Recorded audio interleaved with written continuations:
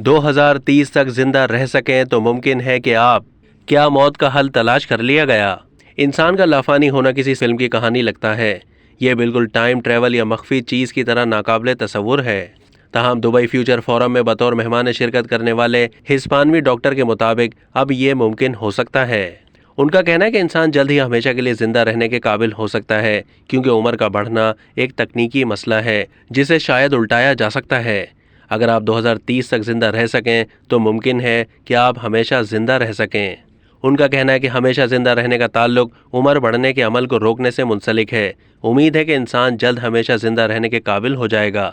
हम मौत का हल तलाश करने के बहुत करीब पहुंच चुके हैं और अब तक हम जो कुछ समझ सके हैं उसके मुताबिक उम्र बढ़ना एक तकनीकी मसला है और हम शायद इस मसले को हल कर सकते हैं।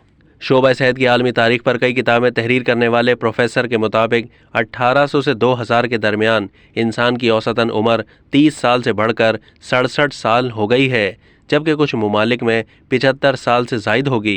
औसतन उम्र में इजाफा शोबा तिब की तरक्की और लोगों के तर्ज ज़िंदगी में तब्दीली, बेहतर खुराक और नुकसानदेह आदात से इज्तनाब के बाइस बेहतरी आई है। औसतन उम्र में आने वाली इस तब्दीली को हेल्थ ट्रांजिशन का नाम दिया गया है।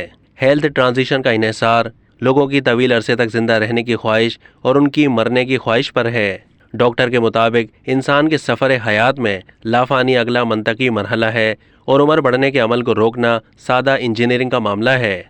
डॉक्टर के मुताबिक हम पहले कभी उड़ने के काबिल नहीं थे, लेकिन अब हम चांद पर पहुंच गए हैं। इसी तरह साइंसदान एक तकरीबन लाफानी जेलीफिश का मुताला कर रहे हैं जिसे टोरियोटॉप्सिस डोहरनी के नाम से जाना जाता है। टोरियोटॉप्सिस डोहरनी नामी जेलीफिश, जो इंसानी उंगली के नाखून से भी छोटी है, अपनी उम्र को पलटने के काबिल है। बरतानिया के नेशनल हिस्ट्री म्यूजियम के मुताबिक ये किसी भी तरह का जिस्मानी नुकसान या दबाव महसूस होने की सूरत में अपने जिस्म को सुकेड़ लेती है, फिर 36 घंटों के बाद एक नए जिस्म में दोबारा उभर कर आती है। अब तक के लिए इतना ही। मज़ीद मालूमात के लिए डेली जंग के यूट्यूब चैनल को सब्सक्राइब कीजिए।